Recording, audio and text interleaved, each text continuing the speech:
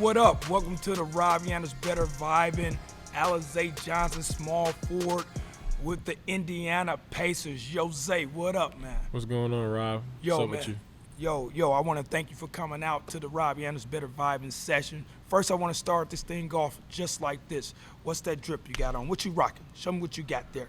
So, right here, I got some Jordan 1s. Those the ones right there. What's the color of those? Oh, shoot. You got like a blue, black, and white. Hold it up for me. Hold it up for me. Let people see. Kind of like a green in there, too, with a little bit of purple. Yeah. Just depends on how the lighting going. Yeah. But this is my go-to shoe. You can pretty much put it with anything. Put it with anything. What's that on your wrist there? I got this Bolivia watch. Not too costly for the low. Yeah. Not there yet, but, one day I might get that Rollie. It's all right. It's all about that appearance, too. Now, you got to keep up that standard of the NBA appearance. Nowadays, everybody come through the tunnel. They got their bling on. They got their gear on. You see Russell Westbrook. You see LeBron. See all these guys with their gear on. Hey, man, look, I know you're in town. Welcome back, first and foremost. You've always been one of the fans' favorites here. I know you're holding it down with the Alize Johnson camp here at the basketball movement. Talk to me a little bit about what made you want to come back, and then also with your camp. With your camps, you have a charity where there's a will, there's a way. Can you talk to us a little bit about that? Yeah, I wanted to come back because I put a lot of blood, sweat, and tears into the program for 2 years. Just trying to get to where I am now, and I think it's just big and huge to come back and give back in a special way. I try to do that in all my stomping grounds, which is Williamsport, Missouri State. I'm going to try to get out there towards my JUCO and Frank Phillips, and in Indiana, because those are the people that care about me most. They took a chance on me, and I just think my way of rewarding them for having me is coming back and showing the love that they had for me. Yeah, absolutely, man. You got to give back, and you can never forget where you come from. I know that's been a big part of you. You've always been down to earth. That's one thing that I admire about you. You stay true to who you are. Why don't you talk to me about, you growing up as a kid and what the game meant to you and what that process looked like for you, man? Growing up as a kid, I started playing around third grade. My father got me into it, and my mom. And, it just kind of went from there. Started off at a Christian league called Shiloh Baptist, and it just took off. I loved it ever since I started playing it. And I've always told all my friends growing up, I want to make it to the NBA one day. And, they'll tell you to this day if they ever, come around and see you that this has always been his dream, and they seen it in me. And, just to have that support back at home and here, it's major. It helps me get through, tough days when I don't want to be there. And, I'm just thankful to be in this position, to be in this platform, to be able to have a voice and be some type of power to the youth. Yeah, absolutely, man. And also, it don't hurt being 6'8", 6'9", but you ain't always been that size. You Right. used to be, a 5'11" point guard. Yeah. Talk to me about the growth spurt and how, things, transcended from that point of your growth. Grew up kind of playing point guard like you. Yep. If I was a point guard. And All-American point guard. Yeah, wait. If I was a point guard going at you, around that time, it'd be a little tough for you. But I'm 6'8", so I'm a small forward now, and it's just different because I grew up handling the ball, passing. Those skills kind of stuck with me, but they rusted up a little bit when I started getting that height. So I knew that I had to adjust my game. And what I mean by that is just find something else that can be special, because I'm no longer 5'9", and that was rebounding, and that's something that I take very serious. Anytime a shot goes up, I got to be the person that's getting it, and if I don't get it, I'm gonna be very angry with myself. But I've just been trying to develop my game in all types of ways, so that I can just show the world that I'm not just a rebounder though. I can shoot the three ball, and I can bring the ball up in transition and get you in a mid post and score the ball. So I've been just working extremely hard, and hopefully all these things can unravel someday.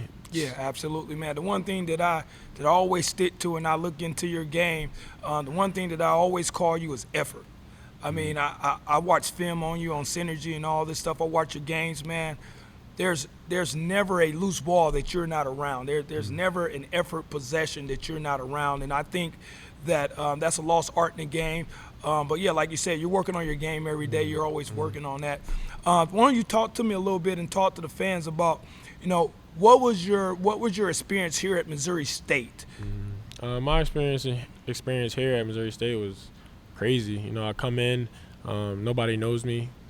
As a junior, I'm coming from junior college, and I'm trying to go to the NBA because I'm finally at the Division I level. I didn't apply myself in high school, went to junior college, handled my business there academically, and now I'm Division I. So I'm like, I drove 16 hours coming from Williamsport all the way. I remember that. I remember your first day. Yeah. Your first day, you drove 16 hours just to make it on time for camp, Yeah. and I was impressed. I remember one of the coaches, Coach Corey Gibson, said, "Hey, Rob, there's a kid down there." I said, "Where he at?" "Down there, 16 hours. He ain't got off the floor yet." And that was when I knew that Missouri State had something, impressive. Talk to me more about that. Yeah, I mean, it was just simple. Like, I wanted my car here so I can get around, and I was so excited to get here. I drove 16 hours nonstop and didn't take no breaks. Only time I took a break was to get some gas.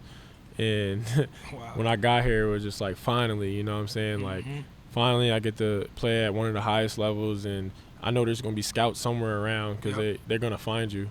And I took it serious. I went into the JQH, at nights when nobody was in there. That's right. And, I cried and I laughed at times. And, I just think I valued, the experience of just being able to be in a JQH, go in there any time of the night by myself and put up shots and, reminisce about all the times that I've been through, all the struggle, and for it to, unravel, this last year, 2018 draft. Man, if you could have been there at my draft party, it was just like something that never had happened to Williamsport. And I think it's where I come from, just trying to prove to everybody that there's talent there and that, it's not the nicest place to be in terms of growing up being a basketball player. It's known for the Little League World Series. And I just think, the more I keep showing, the outside world that, our city has potential, it could eventually be another NBA player to come out of there. That's right. And just touching on, growing up in Williamsport, now you got a younger brother. Obviously, he's got some huge shoes to fill. Two younger brothers. I'm sorry. And I had a younger brother coming after me, and some of the pressures of my successes kind of hit him. He seemed to have done a pretty good job up to this point. How do you think your younger brothers are going to handle that? And what kind of things are you saying to them to ready them and to keep the love? You don't want to get separated with being overly compared to your brother because they want to be themselves. But how do you handle that? I mean, it's a tough situation for both of them. And the reason I say that is because it could be good and bad. I'm in the NBA now, so they definitely got a chip on their shoulders, and they got a lot of stuff they got to prove. I know there's a lot of people waiting for them to make it, and that's tough. I didn't have to go through that. Nobody expected me to make it. So now that I've already opened that door, they got it harder than me and easier because they do have, the resources to get here, but it's about them putting in the work. And I tell them all the time that y'all got to do it on your own. I can't do it for you. All I can do is put you in the best position as possible. But it's about you to capitalize. And I think they understand that. And I think that, they'll continue to keep working hard and growing. And, I'll be happy with whatever they decide to do if it's not basketball. They're my younger brothers. And like I said, whatever, decision they make in life, I'm going to be there to support them as long as it's positive. And I think, they'll be able to, live out their dreams, and with me and my mom and, our family support from our stepfather who's recently just married my mom to step in and, take that role. We all got a pretty tight circle when it comes to our family that we're going to be known around town and around the world, and that's our goal. That's good, man. Just touching on your mom, I know she's a strong woman. You hold her at a real high regard, and you love her. Can you tell us a little bit about your mother and what she's meant to your life and what she's done for you and your family? Yeah, my mom had a late start, just like me in a sense, but even a later start, she turned it around, and for a woman, to be a single mother for, about 5 years before my stepdad, came in and started showing his love for her. It's just major because it just proved to me that, I can get through adversity too, tough times. And, being there helping her watch my brothers and sisters and, her seeing her cry and all that, it just fueled me every day that, one day you're not going to have anything to worry about. And that's just been my motivation. She's a strong woman. She always kept us in church every Sunday, and stored, faith in us to make sure that, we know why we're here on earth and, there's somebody above us. And that's why I stay so low, because I know that, I'm not the reason for anything that I'm doing, and it's God. And, some people might have their, beliefs and about how they go about things, but that's what my family's based off, and that's, praying and miracles and having faith, and everything will happen. So yeah, well, it seems like your faith is strong and everything's going in the right direction for you and your family. I had a chance to watch the video of the draft, and how you had all your family there, both your brothers dressed in the same color suit as you were, and it was awesome, man. It was a great scenery, a lot of family and friends. Can you take us through kind of the draft process, man, kind of from the workouts to the getting the phone calls to the, what's next on the draft, talk to us a little bit about the draft process, man. Yeah, so, I had an agent, been following me for a year, and by the name of Happy Walters. Yep. And Catalyst Sports.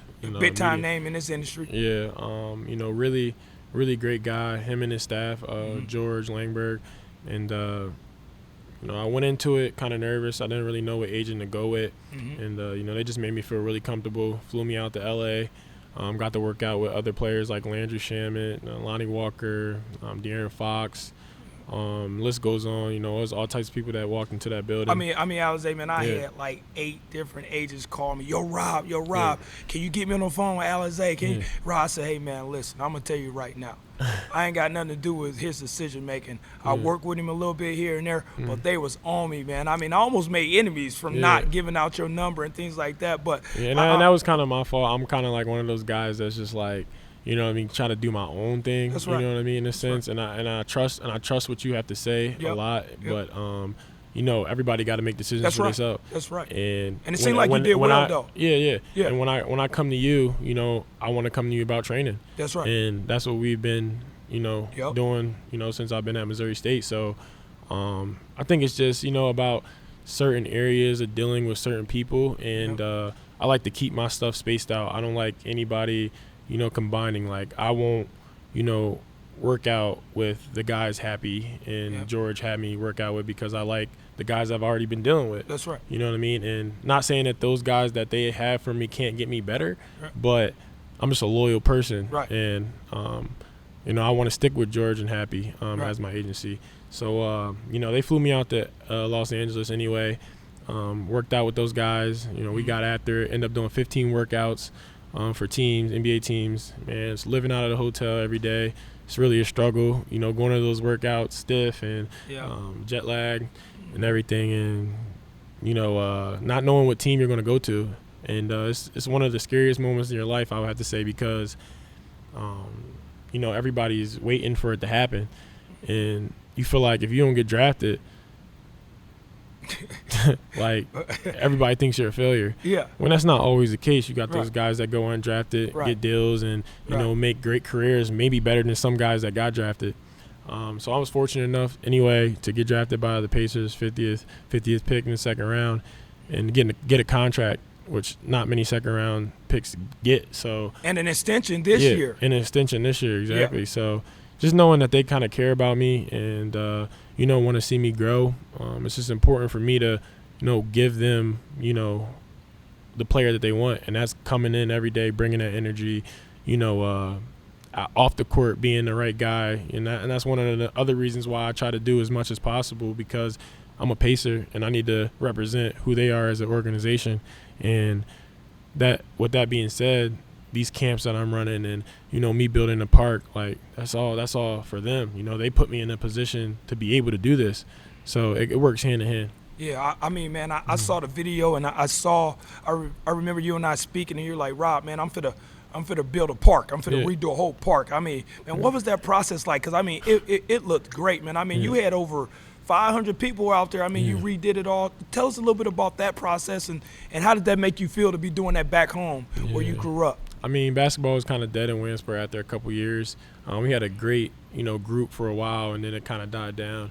And I wanted to make sure that, those kids got the experience I had growing up, and that was, playing in the park every day. We didn't go home till about 9 o'clock every day. We get there about 12 p.m. Stay there till 9 o'clock till the lights come on, street lights come on, and the parks were, there wasn't any energy at the parks, I say, and sometimes you couldn't even play at the parks because they were closed, the gates were locked, and then there was another park that everybody kind of migrated to, but the rims weren't too good, and so I thought about, let me build some basketball courts with some glass backboards, and some. Did you get any pushback on that? How did the city push back on that? Did you have the support of the city? I mean, because I can only imagine. No, I mean it was some bumps and bruises through it. We wanted to have it at another location, end up not working because the city wanted to wait.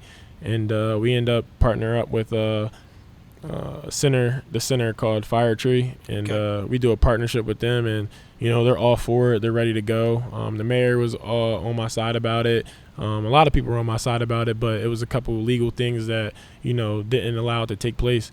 And I was fortunate enough for the Fire Tree to give me that partnership, and we got it done as quick as possible because I didn't have much time to be home dealing with it. And when you're doing something, you got to do it or it ain't going to get done right.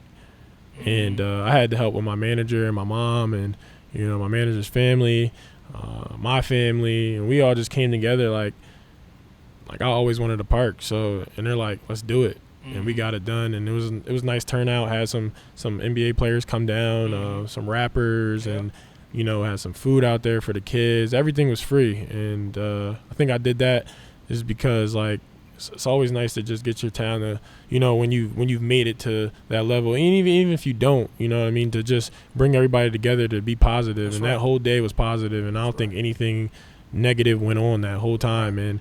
And to see everybody come together and just vibe for a couple hours is just it's amazing to me. That's a vibe feeling. That's why I like to have my ride down is better vibe. And let me ask you. I'm gonna ask you a couple more questions here and then let you get up out of here. But my deal is talk to me about when you make it to that level. I've been there before. At a level, do you lose friends and family or? Everybody's asking, everybody's got their hands out. I mean, how do you handle that? Did you have to close your circle? People coming out of woodworks, now they want to be your friends. I mean, how are you handling your everyday life? And what does a day in the life as an NBA professional basketball player, what does that look like for Alize Johnson? I mean, I'm the type of person that's not trying to, go to that big city, trying to lay low in a small city to save money, and that's because I'm not nowhere near where those other guys are, and I feel like I'm close, but still more work to be done. And when you can sit down with yourself and know that that I'm here, it's nice, it's cool and all, but I'm not there. And it's tough. You got to be able to say no to some people, and some people that you've been around your whole life, some people that may have helped you in a certain way, but they might ask you for something way major than you asked them for. Then it's some things don't weigh out, and they do that because of maybe the money that you might have now, and not knowing that I got stuff I got to do too. I got a family back at home, and I got bills to pay. Got taxes. I got taxes, that nobody ever talks about. So you see that 1.4 on there. Right. That's not always the case. It's not always what I might be getting. You never know. So I just think it's about just being tough and knowing when to do stuff and when not to. Yep. Me, I have a good heart, so sometimes it's like, dang, if I don't do this, I'm gonna feel bad, you know what I mean? But then there's other times where I'm like, nah, I gotta be selfish right now, because if I keep giving, I ain't gonna have nothing. Yeah. And I got to take care of me and mine before I can, reach out to other people who I feel are important. And if you can't sit and wait for your turn, then you ain't nobody that should be around me. That's right. And that's just my thought process on it. If you're rushing me to do something, knowing that I have 7 siblings back at home and a big family that I'm trying to make happy, you shouldn't be around me. Right. That's right. And, sometimes I just think people don't understand what you have to go through as a professional athlete, man. You never forget about people, but there's so much responsibility. There's so many things behind the scenes that people don't know. And you do your best to try to explain to them, but, sometimes if you're not there, you really, really don't understand. So let's end on this, Alize. What's next for you? What does the future look like for you? What's next? What are some things you want to do? What's next for Alize Johnson? Yeah, first I just want to thank you for allowing me to, have my basketball camp here. It's been amazing. Your whole group does a good job. Thank you. Film guy does a good job. Brothers here interacting. It's just top of the line here at the basketball movement. Thank you. I think I see a lot of growth in it. From the time I walked in here 2 years ago to now, everything's remodeled in here.